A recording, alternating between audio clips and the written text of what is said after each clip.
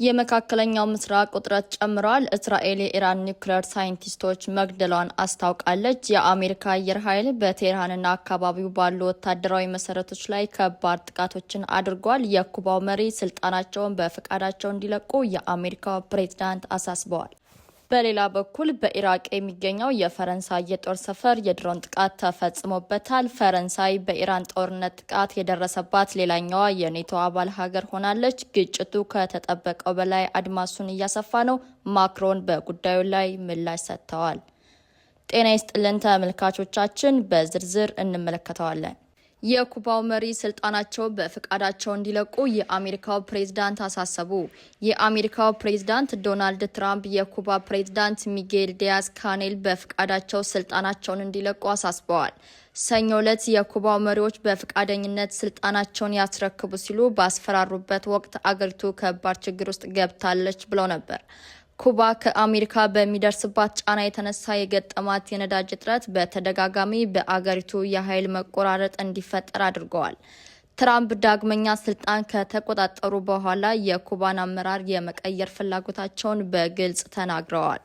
በተጨማሪም ለኩባ ነዳጅ ከሚሸጥ ማንኛውም ሀገር ወደ አሜሪካ የሚገቡ እቃዎች ላይ የታሪፍ ጭማሪ እንደሚጣል አስጠንቅቀዋል።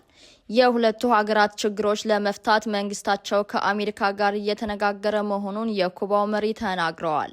የኩባ ፕሬዝዳንት ሚጌል ዲያዝ ካኔል የካሪቢያን ሀገራቸው አሜሪካ ባደረገችው የነዳጅ እቀባ የተነሳ ተጽዕኖዎች እየገጠሟት መሆኑንም ጠቅሰዋል። ባለፉት 3 ወራት ውስጥ አንዳች ነዳጅ ወደ ኩባ ለመግባቱን አረጋግጠዋል። በሁለቱ ሀገራት መካከል የተጀመረው ውይይት ገና መጀመሩንና የአገራቸውን ተደራዳሪ ልዑክ የሚመሩት እሳቸው መሆናቸውንም ገልጸዋል። የአሜሪካው ፕሬዝዳንት በበኩላቸው ከኩባ ጋር እየተነጋገርን ነው፣ መሪዎቿ ስምምነት ላይ መድረስ አለባቸው፣ ይህም ስምምነት በቀላሉ ሊደረስበት የሚችል ነው ብለዋል። ሃቫና ለኤሌክትሪክ ኃይል ፍጆቷ ከውጭ በምታስገባው ነዳጅ ላይ የምትተማመን ቢሆንም ከቅርብ ጊዜ ወዲህ አሜሪካ ወደ አገሪቱ የሚሄድ በርካታ የነዳጅ መርከቦችን በቁጥጥር ስር አውላለች። እስራኤል ባደረገችው የተጠና ወታደራዊ ማጥቃት የኢራን ከፍተኛ የኒውክሌር ሳይንቲስቶች መገደላቸው ይፋ ተደርገዋል። ይህ ክስተት በመካከለኛው ምስራቅ ያለውን ውጥረት እያሳደገ ይገኛል። እስራኤል እንደምትለው ይህ እርምጃ የኢራንን ኒውክሌር ፕሮግራም ለመከላከል የተወሰደ ነው። ኢራን በበኩሏ ይህን ጥቃቱን አላመነችም። የሳይንቲስቶቿን መሞት ባታምንም በእስራኤል ላይ የአጸፋ ምላሽ እንደምትፈጽም ግን አስጠንቅቃለች። ዓለም አቀፍ ባለሙያዎች እንደሚያስጠነቅቁት ይህ ግጭት እየጨመረ የሚሄድ ከሆነ በቀጠናው ውስጥ የበለጠ ወታደራዊ ግጭት ሊፈጠር ይችላል። በተጨማሪም ይህ ሁኔታ የነዳጅ ዋጋ መጨመር፣ የዓለም የደህንነት ስጋት መባባስና የሸቀጥ ዋጋ መናር ከወዲሁ ፈታኝ ሆነዋል። በኢራቅ የሚገኘው የፈረንሳይ የጦር ሰፈር የድሮን ጥቃት ተፈጸመበት። በጥቃቱ አርናውርድ ፍሬውን የተባለ አንድ የፈረንሳይ ወታደር ሲገደል ሌሎች 6 ወታደሮች መቁሰላቸውን የፈረንሳይ መንግስት አስታውቀዋል። ሟቹ ወታደር የፈረንሳይ 7ኛ የተራራ አልፓይን ወታደሮች አባል እንደነበር ተነግሯል። የድሮን ጥቃት የተፈጸመው በኢራቅ ኢርቢል ማክሙር ግዛት በሚገኘው የፈረንሳይ ወታደሮች ማሰልጠኛ ካምፕ ውስጥ ነው።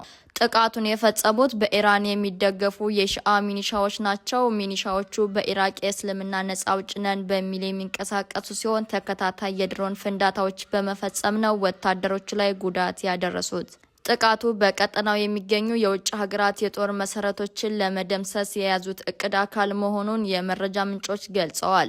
የፈረንሳዩ ፕሬዝዳንት ኢማኑኤል ማክሮን በበኩላቸው ይህ ጥቃት ተቀባይነት የሌለው ነው፣ የፈረንሳይ ወታደሮች በኢራቅ ያሉ አይኤስአይኤስ የሽብር ቡድን ለመከላከል ብቻ ነው ብለዋል። ፈረንሳይ በኢራን ጦርነት የተጠቃች ሌላኛዋ የኔቶ ብሎም የአውሮፓ ህብረት አባል ሀገር ሆናለች። ጦርነቱን በፍጥነት አድማሱን እያሰፋ ይገኛል። የአሜሪካ አየር ኃይል በቴህራንና አካባቢው ባሉ ወታደራዊ መሰረቶች ላይ ከባድ ጥቃቶች አደረገ። የአሜሪካው ፕሬዝዳንት ዶናልድ ትራምፕ በመግለጫቸው ላይ የሀገራቸው ወታደራዊ ኃይል የኢራንን የኒውክሌር አቅም እያዳከመ እንደሆነ ገልጸዋል። የኢራን ባለስልጣናት እጅ የማይሰጡ ከሆነ ወደፊትም የከፋ ጥቃት እንደሚፈጽሙ አሳስበዋል። ጦርነቱ እስካሁን አሜሪካን ከ11 ቢሊዮን ዶላር በላይ ገንዘብ እንዳስወጣትም ተነግሯል። በተመሳሳይ ጊዜ ኢራን በቀጠናው ባሉ የንግድ መርከቦችና የነዳጅ መሰረቶች ላይ ወታደራዊ ጥቃቶችን ፈጽማለች። እነዚህ ጥቃቶችን የነዳጅ አቅርቦትን በከፍተኛ ሁኔታ አስተጓጉለዋል። ይህ የዓለም የነዳጅ ዋጋ በአንድ በርሜል ከ$100 በላይ እንዲደርስ አድርጎታል። የነዳጅ ችግር በኢትዮጵያም የገባ ሲሆን ነዳጅ ከመደበኛው ገበያ ጠፍቶ በኮንትሮባንድ እየተሸጠ ይገኛል። የውጭ ምንዛሬ እጥረቱም ተባብሰዋል።